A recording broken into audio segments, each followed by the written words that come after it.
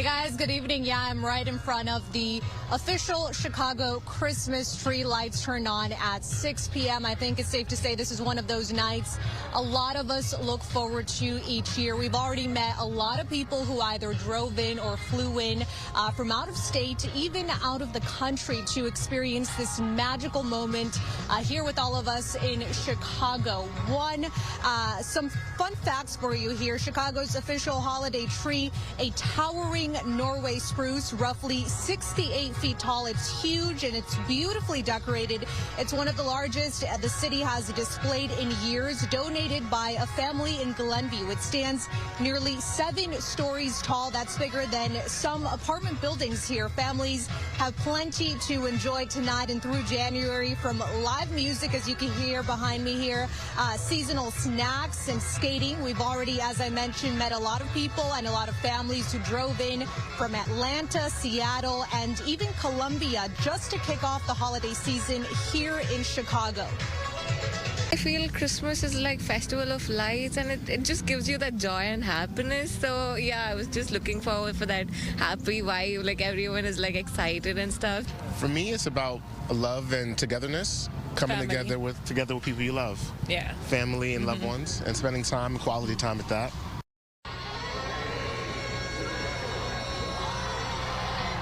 And because of the size of the event, the city is warning drivers that the traffic could slow significantly around Millennium Park and the surrounding streets. If you're heading to the Loop, you can expect some delays, packed garages, and slower than usual movement around Michigan Avenue especially, and Randolph. Your best bet will probably be public transit this weekend. Back out here live, we're all excited here. I'm seeing a lot of families lining up around the tree, trying to get that best seat here tonight. And if you're worried about the weather, it's certainly not cold tonight, so calm on down. We'll be here just a couple hours now away from the official Christmas tree lighting ceremony. We'll toss it back to you guys in the studio.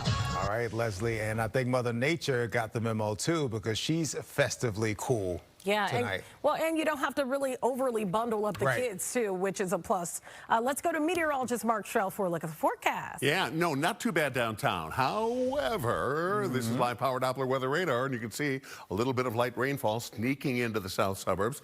I don't think it will arrive here for the Christmas tree lighting. I think most of this is going to stay to our south. But keep in mind, if you're driving in, or if you're in any of the southern neighborhoods, southwest, northwest Indiana, you could very easily see a little splash of some very light rainfall. Otherwise, we're cloudy skies here for the next several hours.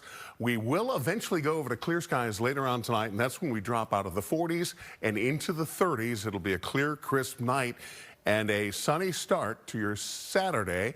And Sunday looks pretty good as well. I'll tell you more about that in a moment. All right, Mark, thank you. A judge ordered the Blue Line fire suspect into custody today. Lawrence Reed now faces a federal transit violence charge. And he told the judge he agreed to his decision, saying it's for his own safety to be detained. Investigators say Reed filled a small bottle with gas at a Citgo, got on the Blue Line about 20 minutes later, and set a woman on fire. Records show he was on electronic monitoring from an earlier battery case and has a long arrest history.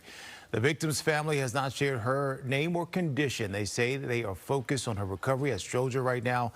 The federal case moves ahead, and the next court date will set the timeline for the trial.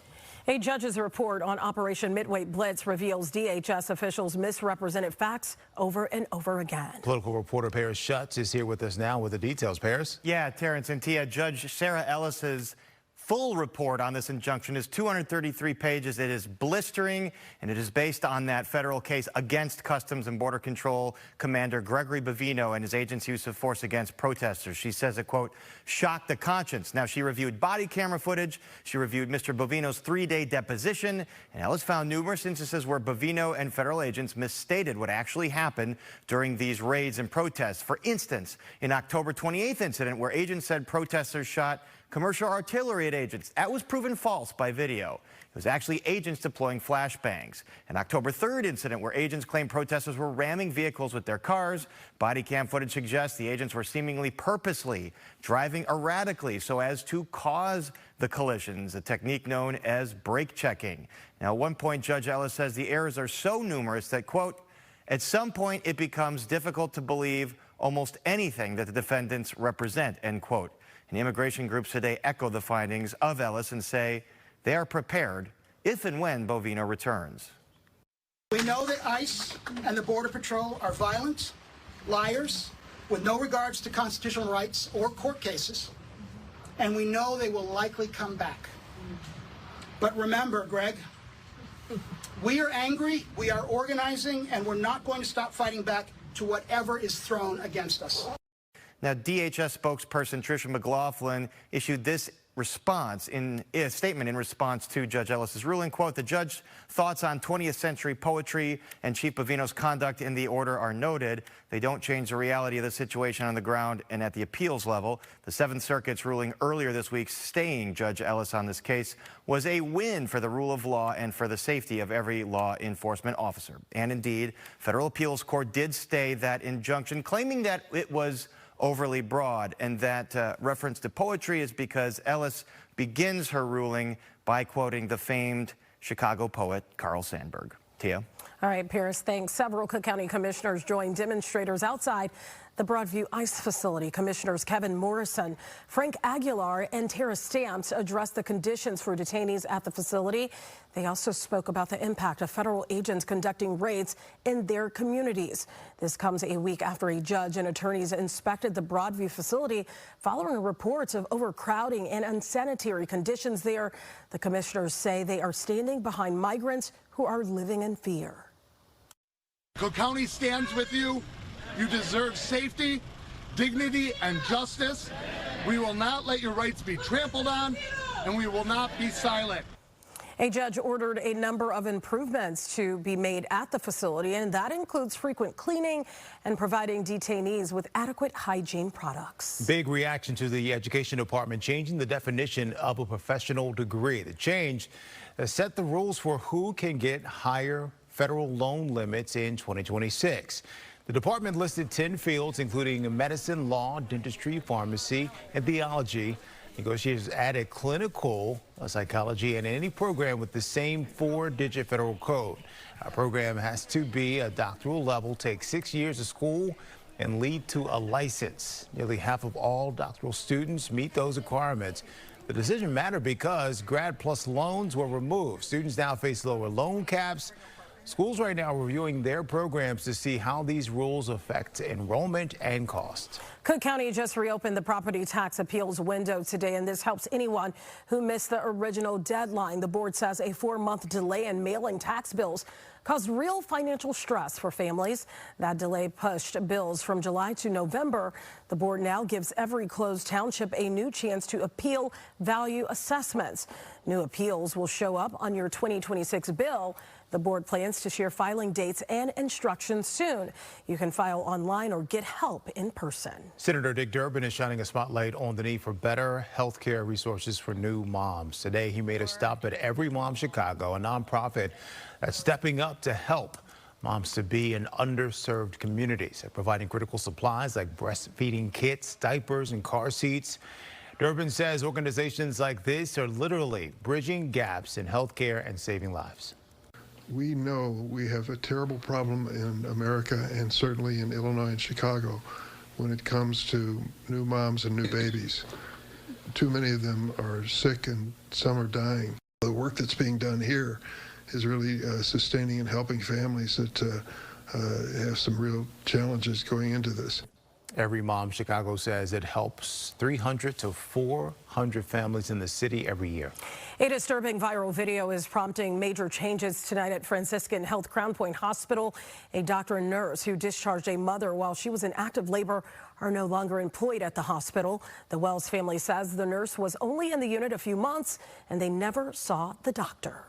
I'm glad they made those moves to, move forward in, disciplining, the women that was involved. However, we're not done. I mean, this is an issue that's worldwide. So it's a lot to be done. It's sad that we had to go through this. A lot could have happened. Like I said, I have prior training. I don't know what I was doing. By God's grace, he gave me the ability to deliver my baby safely and get there safely and not freak out. Mercedes and Leon Wells were on a work trip because he didn't want to leave his pregnant wife behind. Now, on the way back, the mom-to-be started having contractions and called up the hospital to let them know she was on the way. The viral video shows Mercedes Wells breathless and in active labor. She says her water actually broke. The contractions were a minute apart. Despite her obvious pain, she was still discharged from the hospital and never saw a doctor. Just 8 minutes after leaving that hospital, Leon Wells delivered the couple's baby on the side of the highway in the family's pickup truck.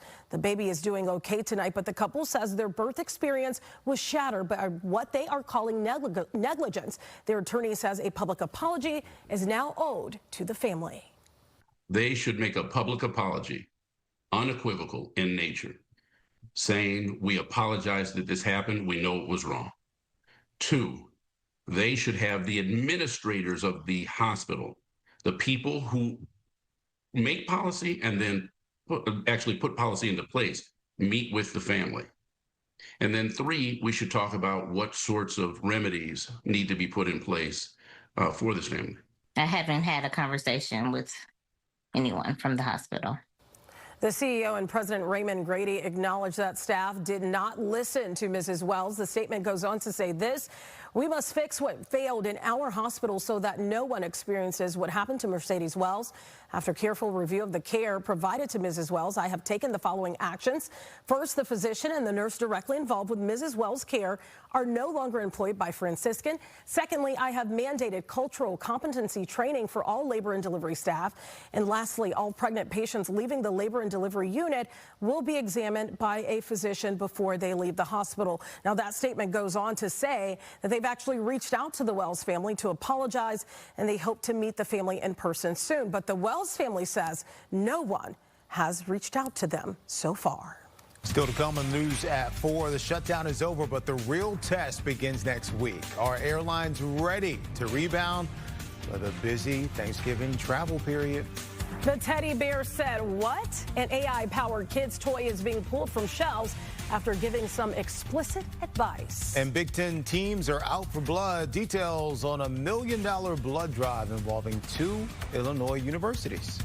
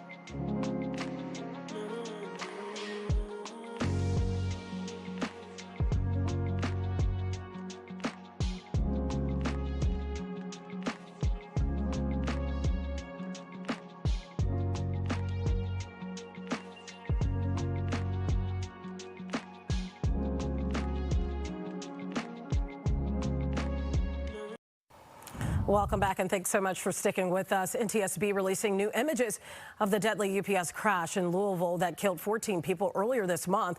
Federal investigators say structural issues may be to blame here. A new NTSB report reveals investigators are focusing in on metal cracks around the plane's engine.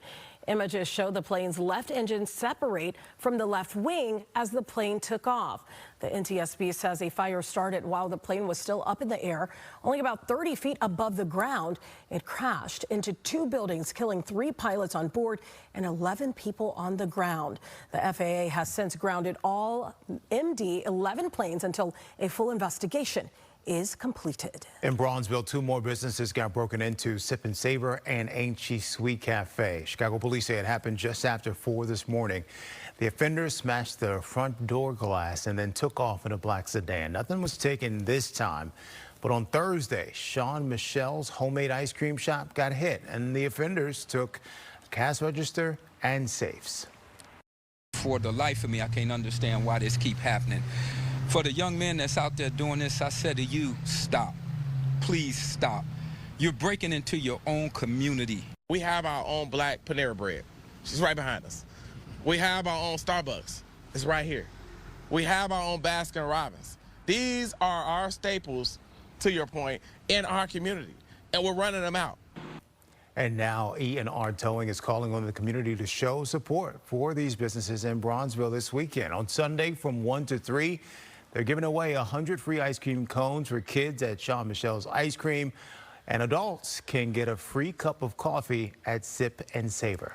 Thanksgiving is next Thursday, and you guessed it, Chicago's O'Hare is expected to be one of the top 5 busiest airports as millions of people look to get away for the holidays. I wish I was going somewhere. Midway going to be packed, too. Yeah, don't forget for Midway. Sure. But here's the question. Could the 43-day government shutdown still be causing problems? Caroline Elliott has the answers. Well, now that the shutdown is over, airports are generally looking a lot better than they were just a week or 2 ago. But the true test is going to be on Wednesday. That's when most people are flying out to see family. So the question now is, will airlines be ready? Well, airlines say yes, they are ready. They say even though they took a hard hit during the shutdown, they are now well prepared to handle the 31 million passengers expected to fly during Thanksgiving week. But some travelers aren't so sure. Because of the government shutdown, you did have some folks canceling plans. The Points guy had a poll with YouGov and found that about 40% of people were either canceling, rescheduling, thinking about canceling Thanksgiving or Christmas flights. Delta Airlines says canceling your plans is not necessary, saying while the government shutdown is behind us, we understand the uncertainty may have led you to rethink or reschedule your travel plans. The statement went on to say, rest assured, our operations are running normally. And the same goes for American Airlines. The airline says 80,000 flights are on the books for Thanksgiving week. And United also says it's ready to fly a record number of passengers next week. In fact, the airline says it saw a 15% jump in holiday bookings after the shutdown ended. The question, though, now on everyone's minds is the weather gonna cooperate? In Atlanta, Caroline Elliott, Fox News. And if you are flying out of Midway or O'Hare, especially coming up over the weekend, good news, skies should clear. We should see some sunshine already after about 4.5 days of cloud cover, starting to see a little breakup of the clouds. We're reporting 44 degrees at Waukegan with some sunshine. Schaumburg, also partly sunny skies. So here's a look at Futurecast. And if you're flying anywhere or traveling anywhere around the immediate Midwest, here's your forecast. We've got clearing skies as we go through the rest of the evening. There's a little bit of light rainfall along Interstate 80. But for the Christmas tree lighting tonight, looks like that rainfall continues to push to our south and to our southeast as high pressure builds in. That high pressure brings us some sunshine for tomorrow. A little passing cloud during the morning, during the early afternoon, but for the most part, mostly sunny skies, giving way to partly cloudy skies during the afternoon. A pretty nice looking forecast for you tomorrow. And temperatures back up into the 50s. Fairly light winds as well. Sunday looks also equally as lovely. Temperatures in the 50s. Again, a little sunshine around. Looks like a pretty solid weekend. But things begin to change. You can see that rainfall out over the high plains. That starts to swirl our direction as we go into Monday, especially Monday night into Tuesday. Looks like a little rain event coming our direction. Speaking of rain, this is the rain I spoke of earlier. A little bit of light rainfall again to the south of the loop. Again, this rainfall, I believe, is going to get right up to about Chicago and then continue to pull away to the south and to the southeast. So only tiny risks of showers making it into the loop tonight. If we do see anything at all, should be pretty light rainfall. So sunshine for the weekend, temperatures in the 50s. I'll tell you about the rest of the travel forecast as we head towards Thanksgiving coming up. I meet people all the time from other cities around here. They be saying they from Chicago. They be from Springfield and Joliet. Oh yeah, oh my God.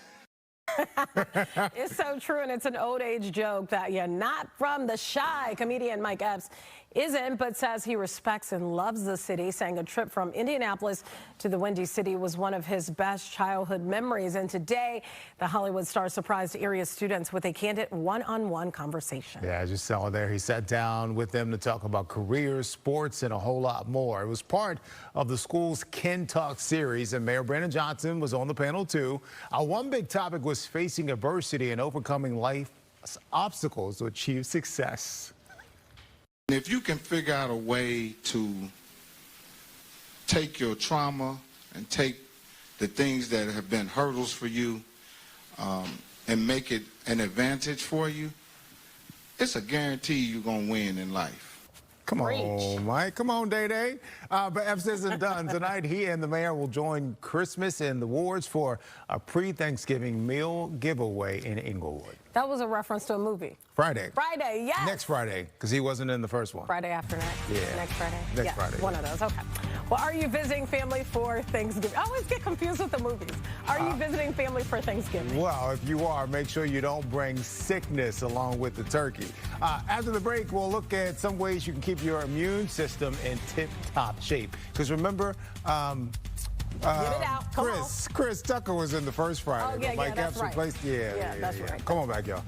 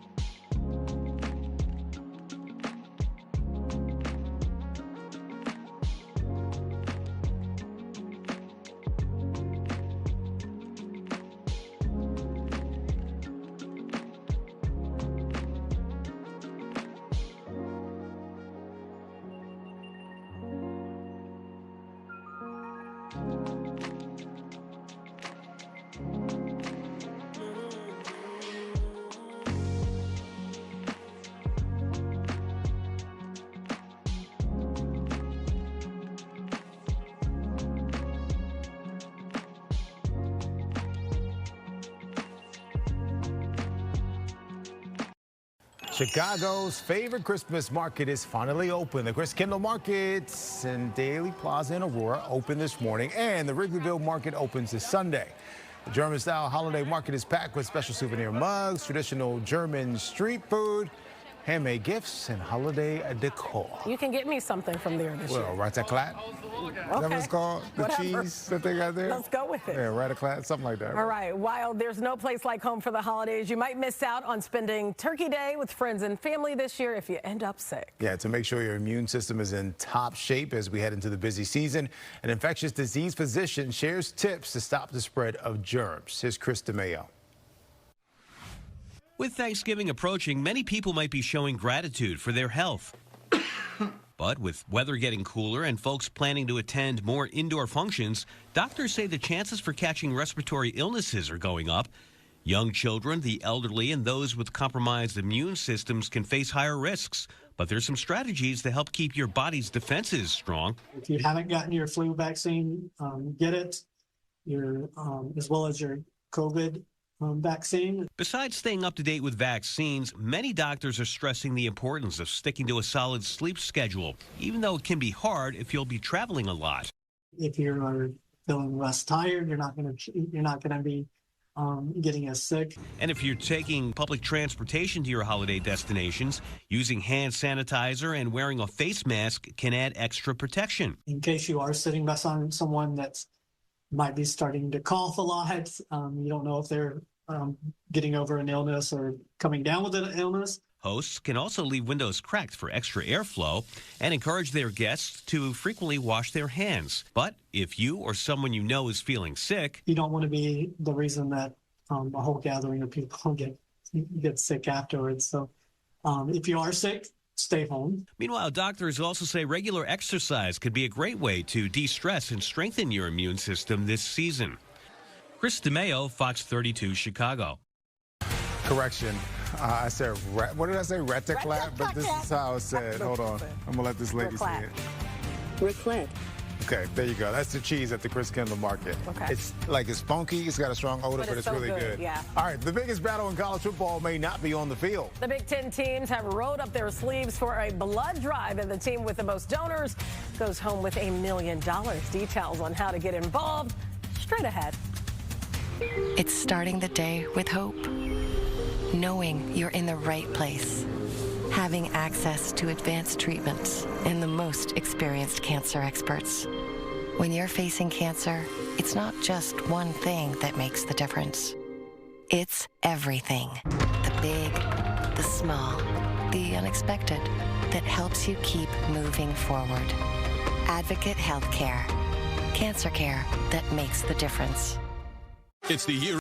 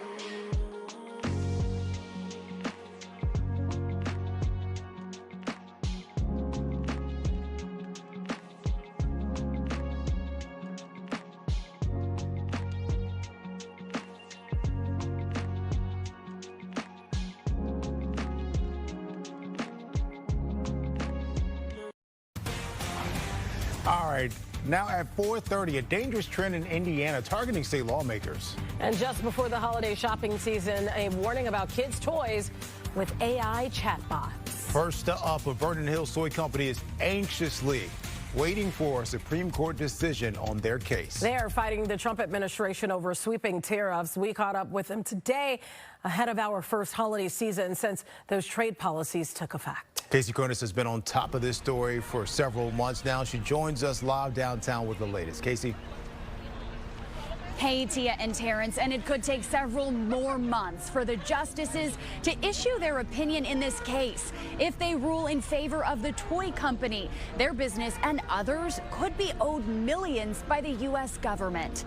Based in Vernon Hills, the family-owned company houses several educational toy brands, including learning resources and Hand to Mind. Since the tariffs were imposed, they've had to drastically alter where and how they manufacture products. The changes have also shrunk their purchasing window. Instead of buying 9 months out, they're now shopping only 3. Earlier this month, the U.S. Supreme Court heard their case. Together, their family traveled to Washington, D.C. and was in the courtroom while their attorney took part in oral arguments. Alana Ruffman, the VP of Marketing for Hand to Mind, shares more about the experience. It's a very significant case. The Supreme Court acknowledges that it's such a significant case, and that's because of the economic implications. So it's $50 billion a month that's at stake that the government is collecting right now in tariff revenue. The main thing that the justices were asking about was the separation of powers issue, because that's really what this case is does taxation belong to Congress, or does Congress have the ability to delegate that authority to the executive branch with essentially no limits, which is what the administration has been asserting. Ruffman says the family-owned business last year spent roughly $2 million on tariffs, but this year they're on track to spend $14 million. Still, she says they've worked hard to avoid passing those costs onto consumers. With Black Friday 1 week out and holiday shopping on the mind, I also spoke with Jean-Pierre Dubé, a professor with the University of Chicago Booth School of Business, who predicts that the day after Thanksgiving might not be prime time to snag the best deals. The problem is that when retailers jack up their prices, when costs go up, they're very reluctant to lower those prices. And so temporary discounts and promotions becomes in lieu, if you will, of just saying, I misjudged, my price is actually too high. I think the big question mark really is going to rely on how big the inventories are that retailers accumulated this year. So all this to say, if there's a lot of inventory, we're going to see some fantastic deals between now and Christmas. It wouldn't even surprise me if December 26th becomes the best time of the year to shop.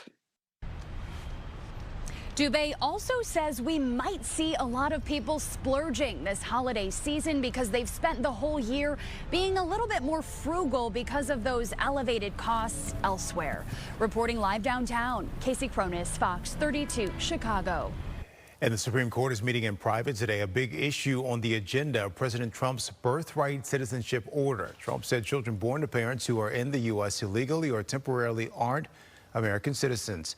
A lower court blocked the order, and the justices are expected to decide as soon as Monday if they will hear Trump's appeal. If the court takes the case, it'll be argued in the spring with a final ruling expected by early summer. Indiana State Police are investigating a series of swatting incidents targeting members of the Indiana General Assembly. At least 3 Indiana senators were victimized on Thursday, all Republicans.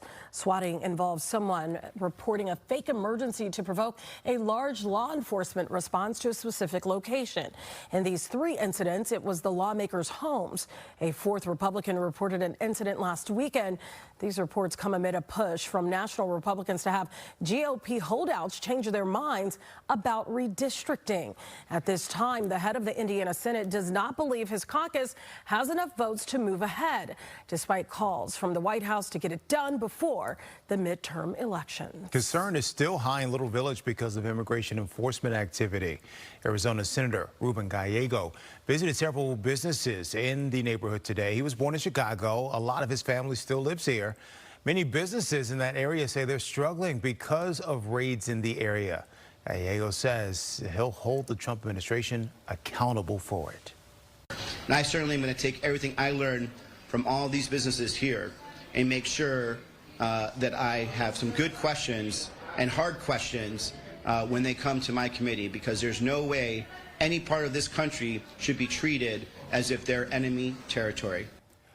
A recent city report found 911 calls in Little Village have dropped by more than 21% since Operation Midway Blitz started in September.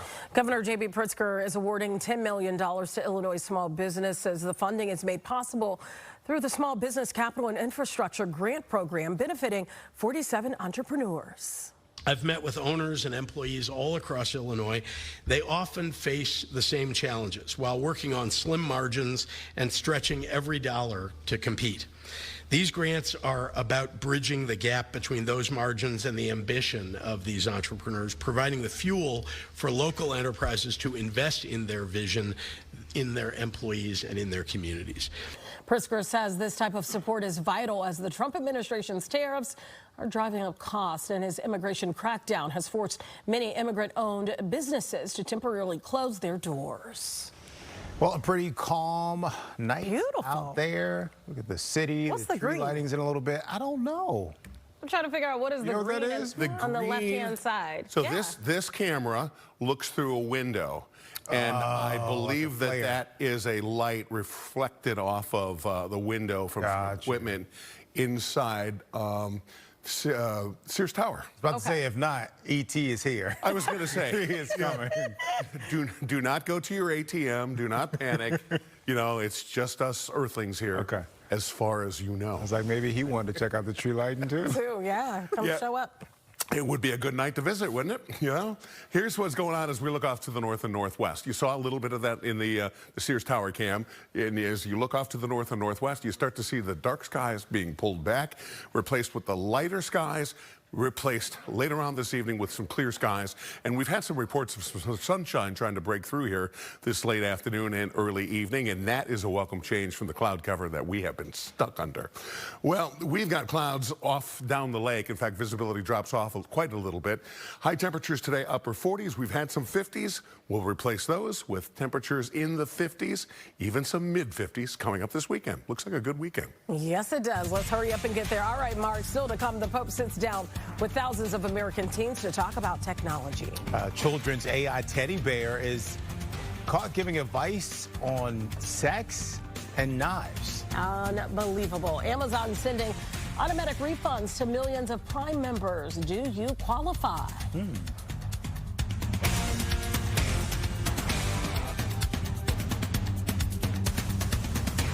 Wait.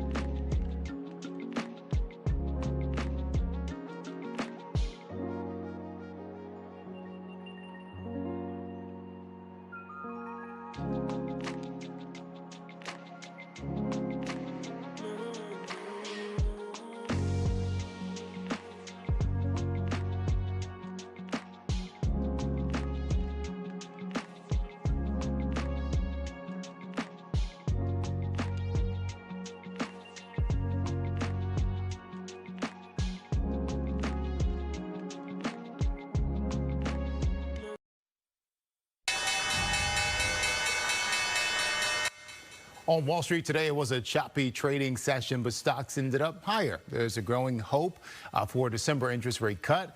The major averages got a boost after New York Fed President John Williams said he sees room for a cut in the near term.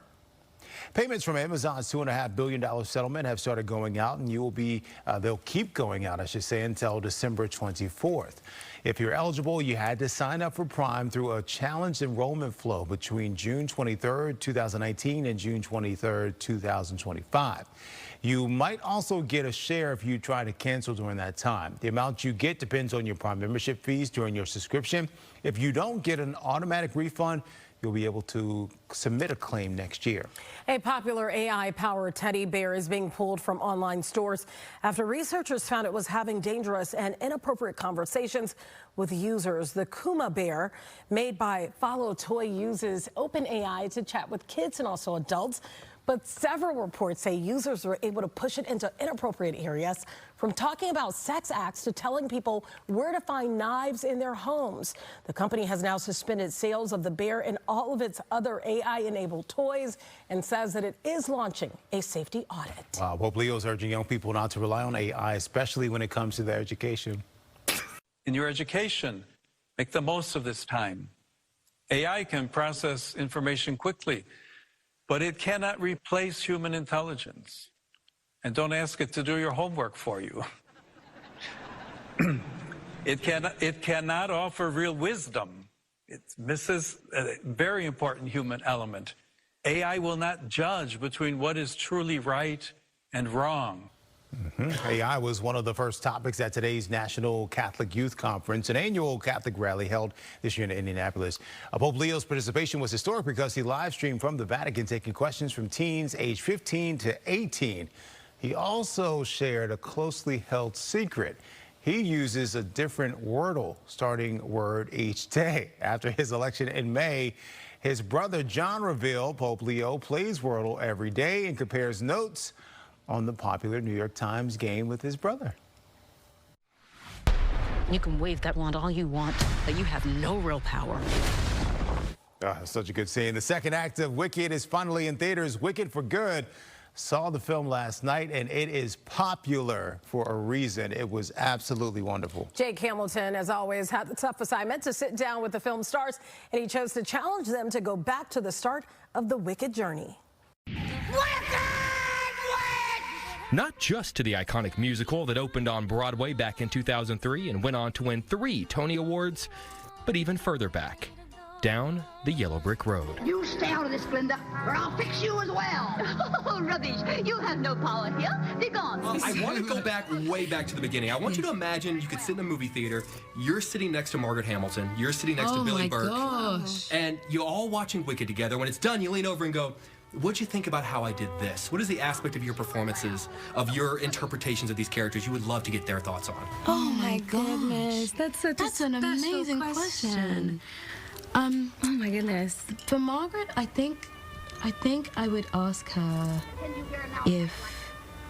how she feels about the humanity in it. I'll get you, my pretty, and your little dog too. If she appreciates that we filled her with a humanity and we got to see her coming to it more.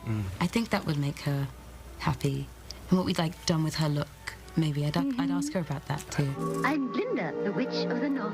Glinda's a tough one because she starts in a very different place than she ends. And I think that where she starts isn't mean or evil, she just doesn't know any better. And I think that, showcasing her growth and her learning to look outside herself is something that I just want to protect the fact that she has had goodness inside the entire time. So I would like to ask that. That would have been That's my a good question. question. I love that. That was a beautiful question. That's a really lovely question. I knew you.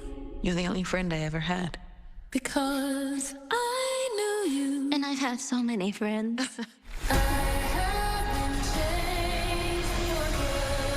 But only one that mattered. I've got 1,000 more questions. They're pulling me out of here. Please ask one more. Please ask one more. Please. Can we please? Please. Now I'm nervous about my last question.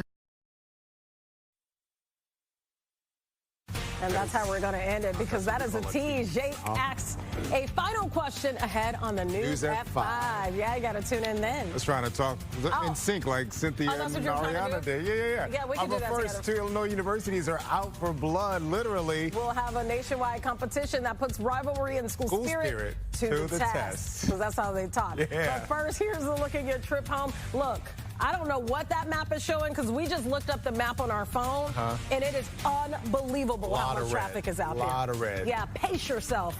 Turn on maybe Fox 32 in the background. You need magic to get through that traffic. Yes, you do. Enjoy your ride home. We'll be right back. It's a wicked commute. It's a wicked commute.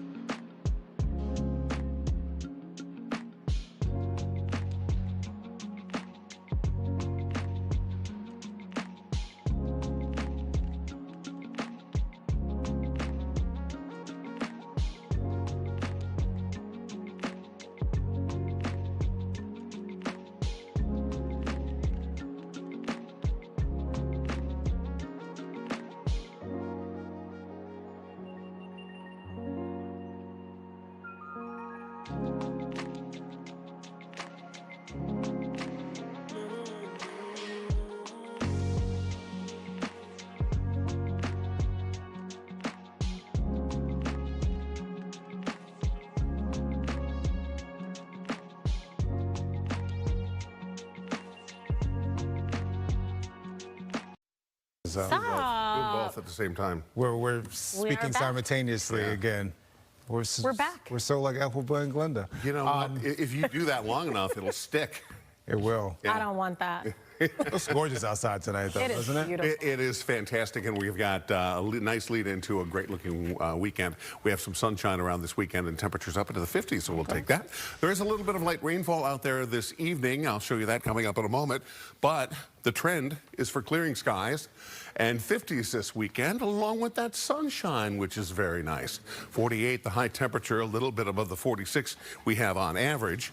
And we're going to continue to see those numbers sail up into the 50s for daytime highs both Saturday and Sunday and into Monday as well. 45 this hour, winds out of the east at 7 miles per hour. Dew points in the 30s. We have, well, wet conditions just down to the south of the city, primarily south of Interstate 88, and right along Interstate 80, and for the most part south of Interstate 80. That's where the rainfall is at the moment, and it will be continuing to push away as we go through the rest of the evening. Temperatures 44 degrees right now at the lakeshore, 45 degrees at both of the airports. It's 46 in Morris and 43 in Woodstock this hour. Your satellite and radar shows that light rainfall stretches all the way back into Nebraska, but that cooler, drier air overnight will continue to drop in from Wisconsin, push that rainfall away. But not before we see temperatures back up into the 50s tomorrow. 51 degrees on Saturday. We could have easily some areas up to around 54 to 55 degrees.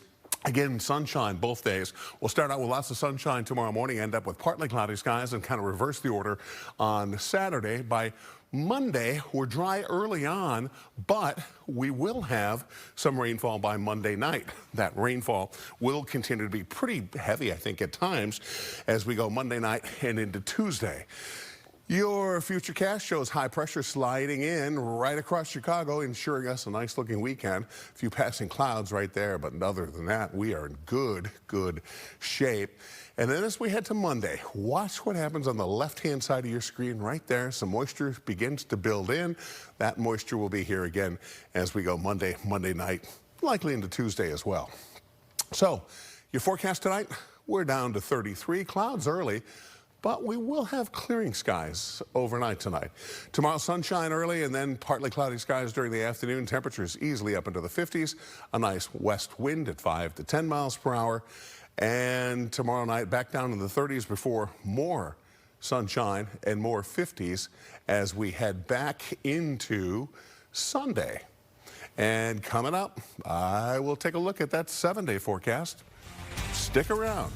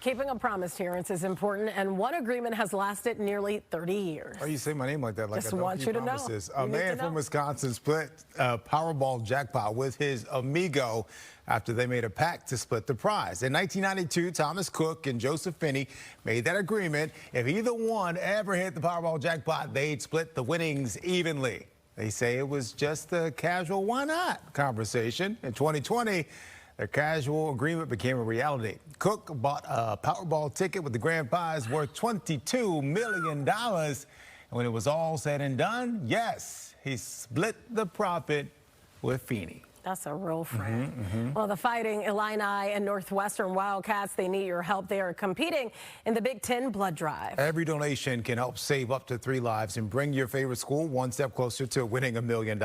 Right now, the Fighting Illini are in 6th place with over 4,200 donors. Northwestern is sitting at 1,200 donors, but the University of Nebraska has well over 12,000.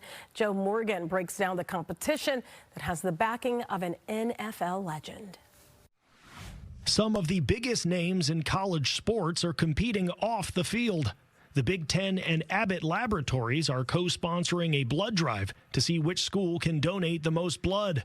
The partnership also includes NFL legend, Purdue alum, and Fox football analyst Drew Brees. People don't typically just wake up in the morning and say, yeah, I'm going to go get blood. It's not until you kind of have a compelling reason or, some sort of I think education around it and then realize just what a difference that can make. A single blood donation can save up to 3 lives. And Brees says you don't have to be affiliated with a Big Ten school to participate in the blood drive. Just go to your nearest blood center, donate blood, and then you can log that donation onto bigten.org/Abbott. Even if you don't have a Big Ten affiliation, please find your nearest blood center and donate blood and just recognize what a big impact that can have. The Big Ten school that donates the most blood will receive $1 million to spend on student and community health initiatives. In Los Angeles, Joe Morgan, Fox 32 Chicago. All right, also trending today, take a look. Perfect fashion statement for somebody. That is a Taco Belt. Yeah, Taco Bell is involved in this. Venmo as well, teamed up on the premium designer leather waist strap. Not only will it hold up your pants, it features a holster, the perfect size and shape to, guess what? Hold a hard taco, y'all. Unfortunately, you can't buy this at the store or online. It's one of a kind. Taco Bell is holding a contest for a lucky rewards member to win this thing and rock it. All right, they'll rock it and maybe eat it. Well, commuters of the Big Apple are getting a full sensory experience of the holiday season. Instead of just hearing and seeing festivities, they will be smelling it thanks to a partnership. I'm sure they appreciate this on Subway. Yeah. This partnership is between Bath & Body Works and the New York City subway system. Diffusers are being used to pump out scents found in stores, and right now it is a woodsy smell for the holidays. Maybe think about pumping that into the streets too. Yeah, I have to throw shade, New York. Woo. Just being Sorry, honest. New York. I'm not. Thanks for watching the news at 4. Here's what we have tonight at 5. It's almost here. Chicago's official Christmas tree is about to be shining really bright. The Bronzeville neighborhood is dealing with a series of break-ins. Now the community is being called on to step in.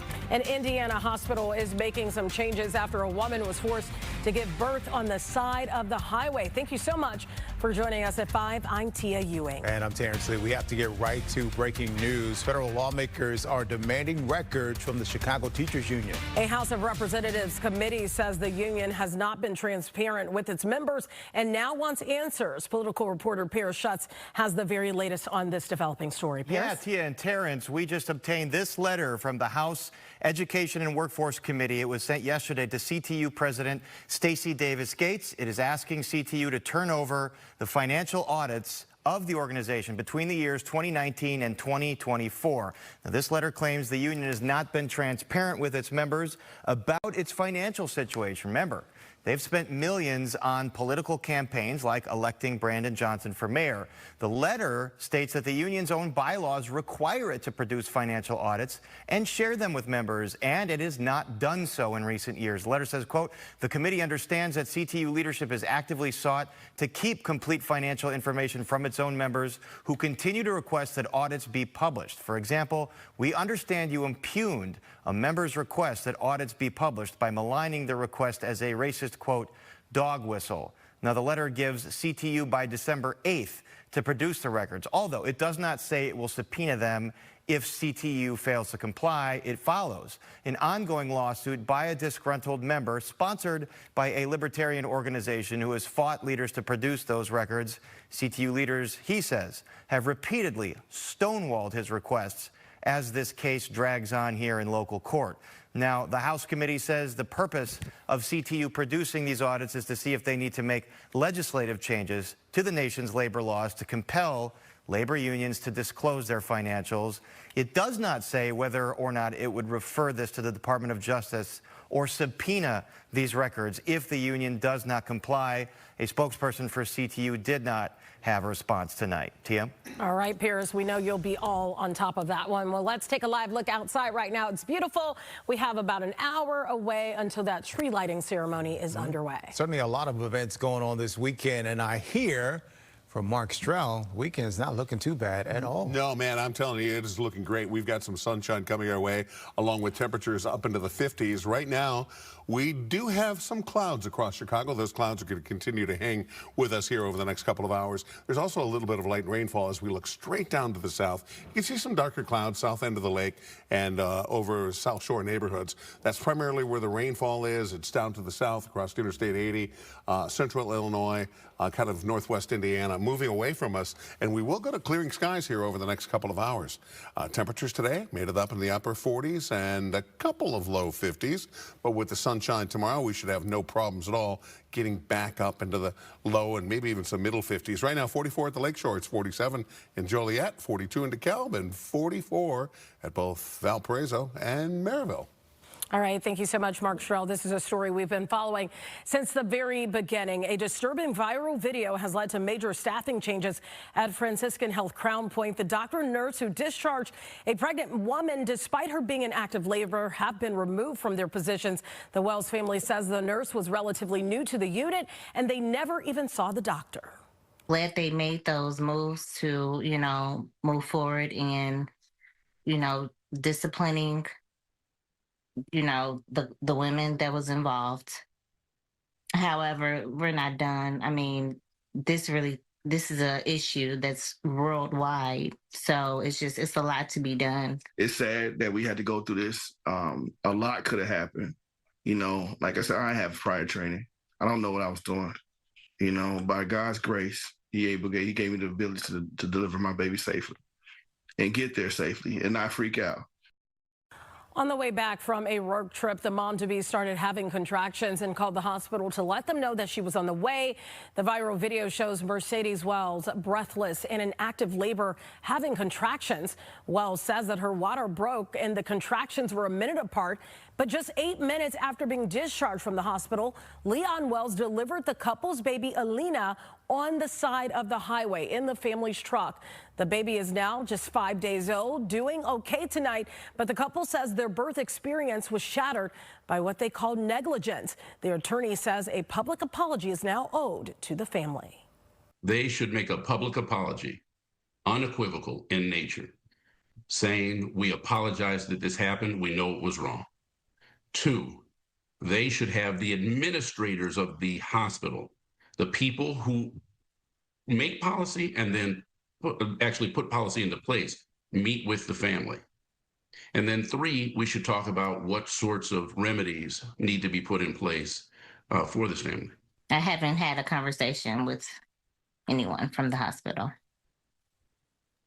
The CEO and President Raymond Grady acknowledged that staff didn't listen to Mrs. Wells. The statement goes on to say this: we must fix what failed in our hospital so that no one experiences what happened to Mercedes Wells. After careful review of the care provided to Mrs. Wells, I have taken the following actions. First, the physician and the nurse directly involved with Mrs. Wells' care are no longer employed by Franciscans. Secondly, I have mandated cultural competency training for all labor and delivery staff. Lastly, all pregnant patients leaving the labor and delivery unit will be examined by a physician before they leave the hospital. Now, the hospital also says they have reached out to the Wells family to apologize, and they hope to meet the family in person soon. But the Wells family says no one has reached out to them, despite the statement saying so. Terrence? A judge ordered the Blue Line fire suspect into custody today. Lawrence Reed now faces a federal transit violence charge, and he told the judge he agreed with his decision, saying it's for his own safety to be detained. Investigators say Reed filled a small bottle with gas at a Citgo, got on the Blue Line about 20 minutes later, and set a woman on fire. Records show he was on electronic monitoring from an earlier battery case and has a long history with arrest. The victim's family has not shared her name or condition. They say the focus right now is on her recovery at Stroger. The federal case moves ahead, and the next court date will set the timeline for trial. Several Cook County commissioners joined demonstrators outside the Broadview ICE facility today. Commissioners Kevin Morrison, Frank Aguilar, and Tara Stamps addressed the conditions for detainees there. They also talked about the impact of federal agents conducting raids in their communities.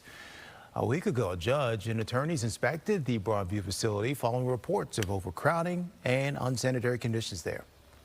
I will continue to call for increased access to oversight of this facility. I will continue to call for transparency of those who are detained.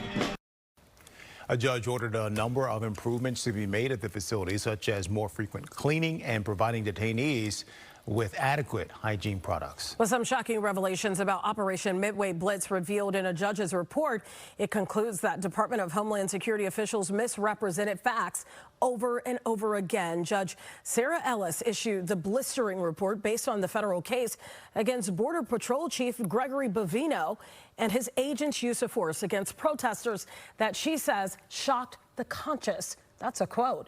After reviewing body camera footage and Bovino's testimony, Ellis found what she says was several instances where Bovino and federal agents misstated what actually happened during these high-profile raids and the community protests that accompanied them. For instance, an October 3rd incident where agents claimed that protesters were ramming vehicles with their cars. Body cam footage suggests the agents were seemingly purposefully driving erratically so as to cause those collisions. At one point, Judge Ellis says the errors are so numerous that, quote, at some point it becomes difficult to believe almost anything that the defendants represent. A federal appeals court stayed Judge Ellis's injunction on agents' use of force, claiming that it was overly broad. Now, we did reach out to the Department of Homeland Security for a response, but so far we haven't heard back. The U.S. Supreme Court could decide by Monday whether it will hear arguments over President Trump's plan to strip birthright citizenship for some. The court met in private today to discuss the matter. At issue is whether justices will take the case or keep lower court rulings that have uniformly struck down the president's plan, which hasn't yet taken effect. Birthright citizenship is in the Constitution, but the president wants an exception for children born to non-citizens. Well, after months of preparing for it, a Vernon Hills toy company argued their case in front of the U.S. Supreme Court earlier this month. They are fighting President Trump's sweeping tariffs, and right around the corner is our first holiday season since those trade policies took effect. Casey Cronus is live downtown with details. And manufacturers have hit some roadblocks and bumps getting ready for this holiday season because a lot of this production happens over the summer. That Vernon Hills toy company we mentioned that houses learning resources and Hand to Mind, they have been working to reverse some of the Trump administration's trade policies, arguing they're unconstitutional. Since the tariffs were imposed, they've had to drastically alter where and how they manufacture products. The changes have also shrunk their purchasing window. Instead of buying 9 months out, they're now shopping only 3.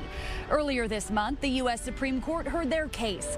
Together, their family traveled to Washington, D.C.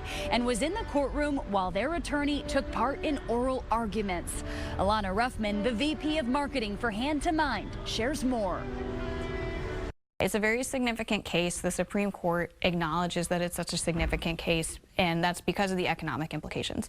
So it's $50 billion a month that's at stake that the government is collecting right now in tariff revenue. It's a privilege to be in a place where we're allowed to raise our hands and say we think this isn't right, and to see that get adjudicated in front of the most significant court in the country it's a real honor. Ruffman says the family-owned business last year spent roughly $2 million on tariffs, but this year they are on track to spend $14 million. Still, she says they've worked hard to avoid passing those costs on to customers. With Black Friday 1 week out and holiday shopping on the mind, I also spoke with Jean-Pierre Dubé, a professor with the University of Chicago Booth School of Business, who predicts that despite generally high prices all year, people might still spend big this season. In periods where people feel that their budgets are pinched, your instant reaction is to say, okay, people are going to be very careful, and that would make you think it's going to be more necessity driven. But it can also sometimes go the other way around, that people have been so frugal that they feel they've licensed themselves to splurge, and people can surprise you. Now, Ruffman expects that SCOTUS will decide on their case in the coming months. But even if the decision comes soon, she says it could take years to rectify the situation. Reporting live downtown, Casey Cronus, Fox 32, Chicago. Bridging healthcare gaps and saving lives, a local nonprofit is being spotlighted. It helps moms and underserved communities feel prepared and supported. You're watching.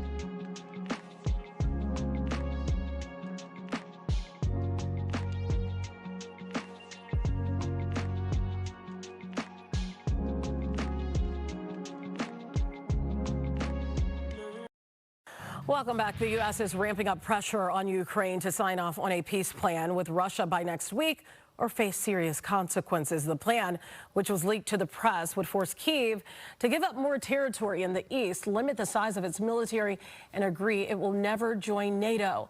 Tough concessions, but Axios reports a second U.S. proposal does include NATO-style security guarantees for Ukraine against future attacks. Critics worry this latest plan still gives Russia the upper hand. Putin has never agreed to a ceasefire. He's never realistically talked. All he's done is stonewall and play the United States for a sucker. And that's what he's doing right now.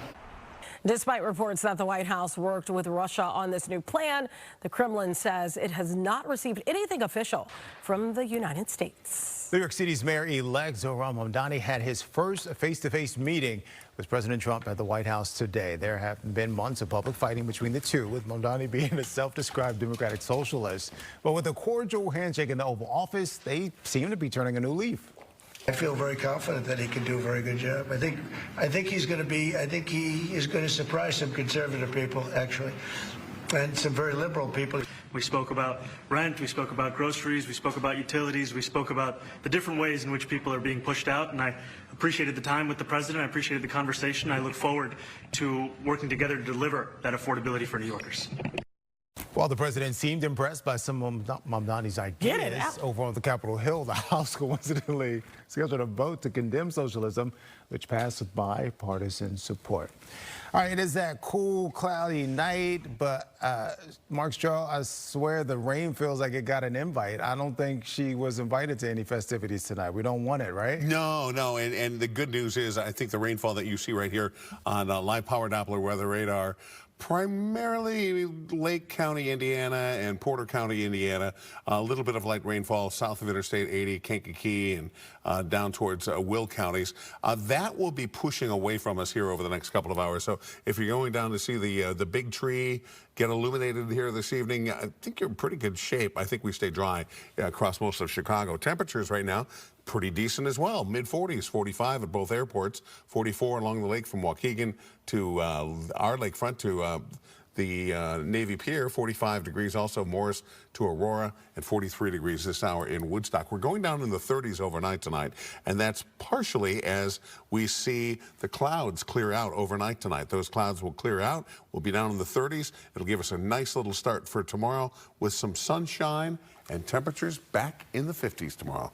And it's great that the weather is looking good for the weekend because there's a lot to do around the city to get you in the holiday spirit. Here's a look at some of those events happening this weekend. More than 3 million LED lights will be shining bright at the Lincoln Park Zoo. Its annual Zoo Lights display opens tonight. You can check out the zoo's Ferris wheel, light tunnel, and a lot of holiday activities. The lights will be on display until January 4th. You can buy your tickets on the zoo's website. The Mag Mile will be lighting up tomorrow for the 34th Annual Lights Festival. To see the lights, you can take a stroll down Michigan Avenue between 11 a.m. and 4 p.m. before the parade begins at 4:30. You can catch a fireworks show over the Chicago River a little after 7. Santa Claus is coming to town and will be making a splashy grand entrance at Navy Pier Sunday, riding in a Sea Dog speedboat. You can follow the big guy in the Air Carrier Tavern to take photos with your kids and enjoy brunch. Rogers Park Holiday Mercadito opens tomorrow morning. You'll be able to buy homemade holiday gifts created by local artists. And then there's also Christmas tree decorations happening tomorrow morning in the West Loop. You can help them decorate or put together their menorah.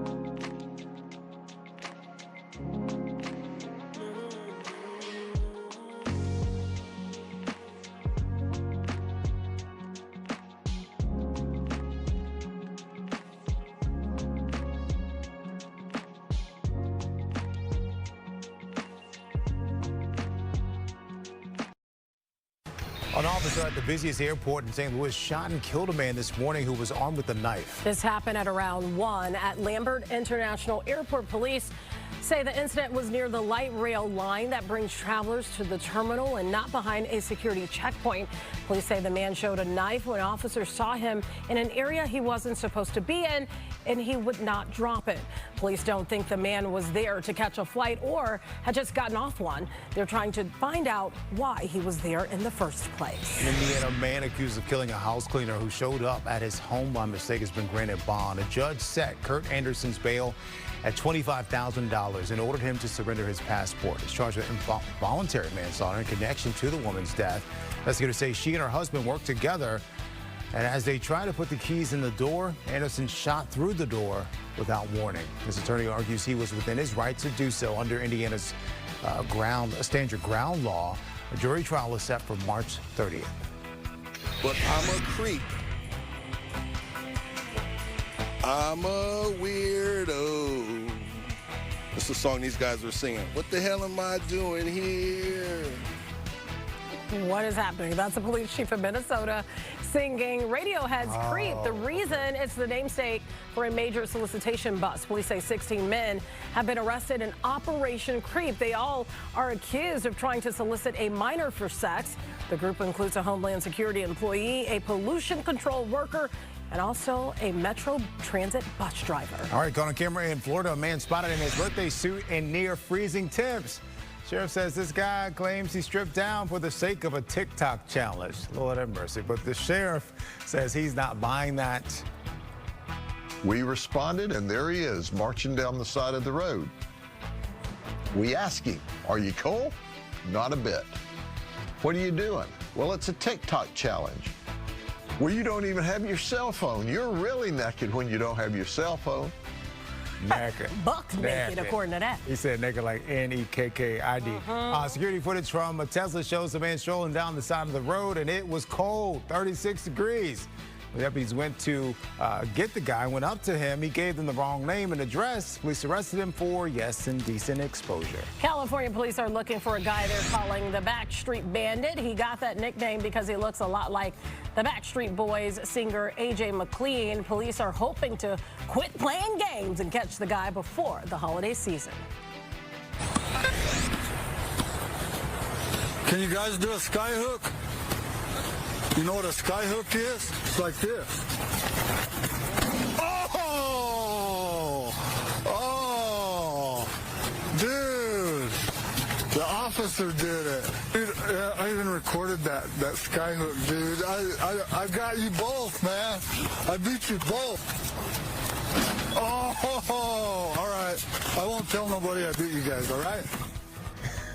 He won't tell anybody, but he'll show us. A police officer in New Mexico having some fun with kids on the court. He's showing them how to pull off a skyhook trick. Shot made famous in the 1970s and 80s by NBA legend Kareem Abdul-Jabbar. Yeah, we need to call FWC or ACC to wrangle this cow. Yeah, we hear you. Pull up! You got room? Pull up! Oh, no! No! This is utter chaos in Florida. Always Deputies Florida. tried to wrangle Pumpkin. Old Pumpkin the cow, but Pumpkin kept getting away. The cow eventually ended up in someone's backyard. That's where the deputies got out of their cars to rope Old Pumpkin. They charged Pumpkin with fleeing, resisting, trespassing, and disturbing the peace, but all was forgiven. They say they have no beef with Pumpkin. Oh, my Lord. Oceanfront, California town is making lots of noise all over what can be considered a loud sport. Talking pickleball here, y'all. Carmel City Council voted earlier this month to review a permanent ban of the sport at only public pickleball locations within city limits. Neighbors complain the popping noises of the court and the paddles make too much noise. If people still play, they would get a warning first under this plan. Rice University may not be a hotbed for college football, but you're not going to believe what they're doing to try to get students to attend this Saturday's game. Free beer and ice cream. I agree with this. And not just any ice cream. We're talking Ben & Jerry's. But wait, there's even more. Students will get a $15 food truck voucher and the chance to win a Turtle Box speaker and a $500 grocery store gift card. What if they get drunk, though? I don't know. Oh, true. Okay. All right. A police department in Wisconsin asking for help finding this cat's owner. Someone found this big guy a few days ago. And the social media post, officers promised to teach him all about traffic safety and how to choose the best coffee and donuts. People in the comments are quick to point out this guy probably doesn't need help picking out a sweet treat or two. Well, let's keep it with kitty cats because this one in South Carolina is also going viral. Chicken Butt Donuts says this tuxedo cat just showed up one day trying to be the first customer of the day. Now, 2 years later, he still comes every day waiting for a treat. He gets there at 5:30 in the morning. That's a half an hour before the shop even opens up. The donut shop says, why did they get that name, Chicken Butt Donuts? That's just out of the ordinary. But anyway, the donut shop says the cat they named Oriel suffers from extreme bombastic side-eye. He sits outside and stares into the souls of workers until they give him a treat. We got to rename that cat then because of the side-eye. The cat? Because you give a bombastic side-eye. Why not just call him chicken? That's such a weird name for a donut. I mean, you got to call the owner. Don't take it up with me. Chicken Butt Donuts. Chicken Butt Donuts are good. Say it.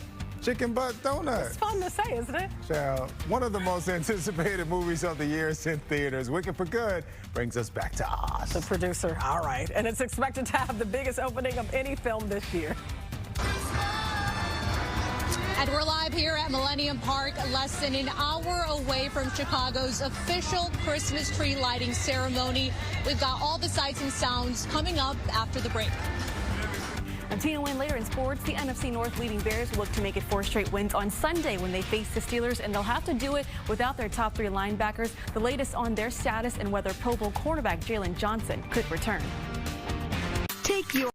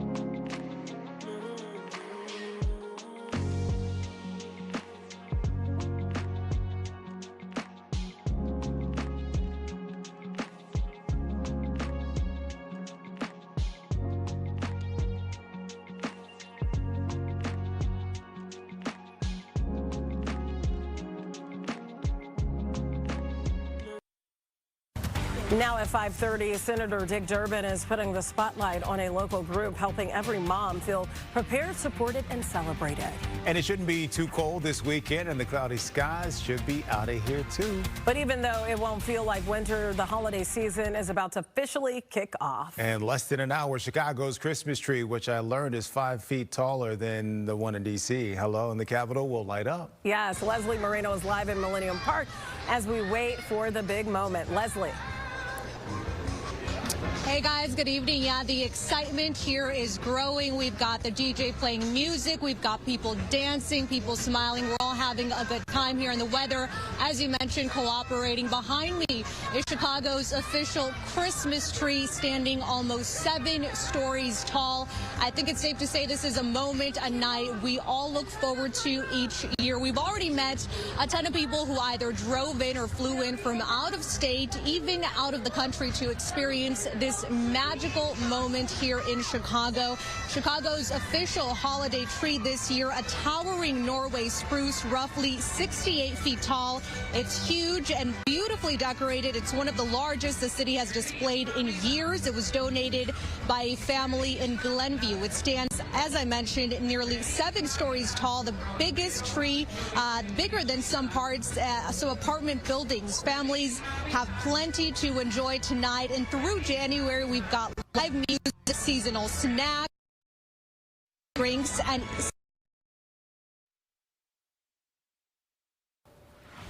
All right, we'll be sure to show you that tree lighting when it happens too on fox32chicago.com. Another sign the holidays are near. The Chris Kendall Market is opening. Several of them, in fact, one's in Daly Plaza, the other's in Aurora. They both opened at 11 this morning. They closed Christmas Eve. The Wrigleyville Market opens Sunday at 11, and that one is open a little longer until December 31st. Love this time of year. Yeah, I do too. It doesn't feel like what it normally does around this time of year. And that's okay. Yeah, it's nice, and I think we'll take it, Mark. Yeah, you know what? We've got temperatures in the 50s coming up this weekend. That is above average. Average is about 45, 46 degrees, and it falls off pretty sharply from here. Also falling a little bit of light rainfall. Again, this is primarily south of the city. Should not affect our Christmas tree ceremony here this evening. We will have mostly cloudy skies, though. Those clouds slowly departing over the next several hours. By after midnight, we'll start to see clearing skies overnight tonight. And that's when the temperatures fall out of the 40s and into the 30s. So we lose our little blanket of cloud cover. Right now, yeah, mostly cloudy, but otherwise uneventful and quiet weather-wise here downtown. A little bit of light rainfall primarily along and south of Interstate 80. Some of that making its way into northwest Indiana. Temperatures there in the 40s. 44 degrees right now in Kankakee. A little wet weather around Kankakee County right now for the next couple of hours. 46 degrees in LaSalle, Peru, and 42 now in DeKalb. Overnight tonight, we're down into the 30s and back into the 50s, not only tomorrow, but into Sunday as well. In Bronzeville, 2 more businesses have been broken into: Sip and Savor and Ain't She Sweet Cafe. Chicago police say both eateries were hit just after 4 this morning. Offenders broke the front door glass before leaving the area in a black sedan. In these incidents, nothing was taken. But yesterday, cash register and safes were taken from Sean Michelle's homemade ice cream shop. The owners of the family-owned business say the financial loss may lead them to close their doors permanently. We have our own black Panera Bread. She's right behind us. We have our own Starbucks. It's right here. We have our own Baskin Robbins. These are our staples, to your point, in our community, and we're running them out. E&R Towing is calling on the community to support Bronzeville businesses this weekend. On Sunday from 1 until 3, the company will give away 100 free ice cream cones to kids at Sean Michelle's Ice Cream, and adults can grab a free cup of coffee at Sip and Savor. Senator Dick Durbin highlighting the importance of health care resources for new mothers today. He visited Every Mom Chicago. It is a nonprofit that provides expectant mothers in underserved communities with critical items, including breastfeeding kits, diapers, and car seats. Durbin says organizations like this save lives. We know we have a terrible problem in America and certainly in Illinois and Chicago when it comes to new moms and new babies. Too many of them are sick and some are dying. The work that's being done here is really sustaining and helping families that have some real challenges going into this. Every Mom Chicago says it serves about 300 to 400 families in Chicago every year. Mike Geff surprised area students today with a candid one-on-one conversation. He sat down with students at Kenwood High to talk careers, sports, and a whole lot more. It was part of the school's Ken Talk series. Mayor Brandon Johnson was there as well, part of the panel of two. One of the topics they talked about was facing adversity and overcoming obstacles in life to achieve success. If you can figure out a way to take your trauma and take the things that have been hurdles for you and make it an advantage for you, it's a guarantee you're going to win in life.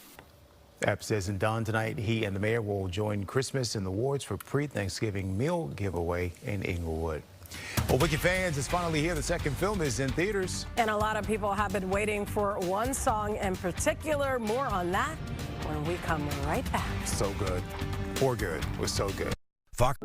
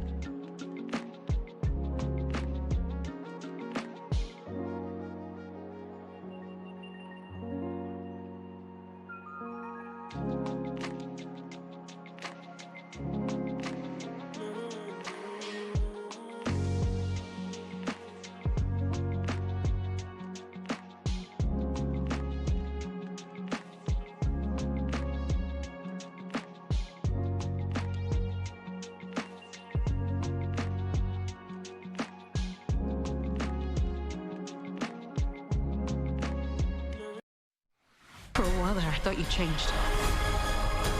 I have changed. It's time.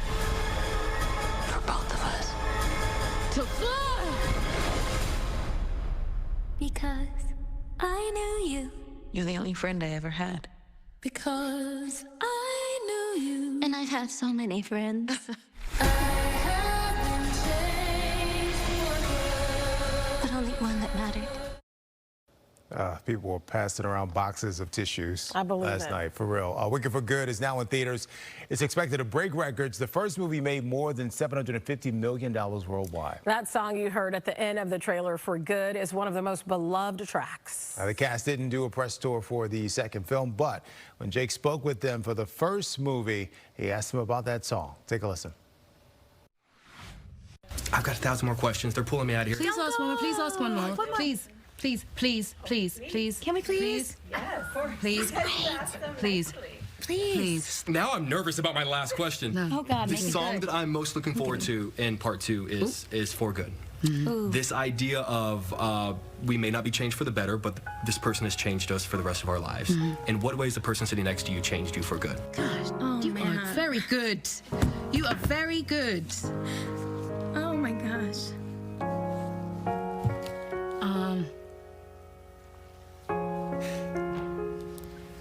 Well, yeah.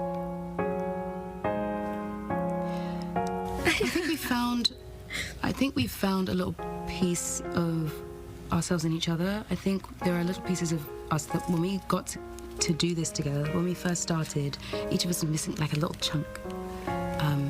And I think we've been able to see in each other a bit of a reflection.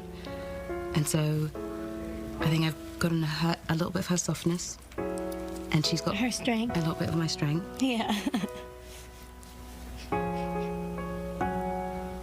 Truthfully, we're a bunch of crybabies over here.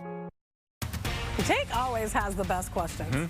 He really does. Well, it has been a rainy, gloomy week, but the sunshine should be back for the weekend. But how long will it last? Mark has his full forecast after the break. I'm Cassie Carlson. Connor Bedard reacts after refs make a controversial call that cost the Hawks the game, and the latest on the status of Aaron Rodgers. Plus, the Bears down 3 starters at one position heading into Sunday's game against the Steelers. We have the details coming up in sports.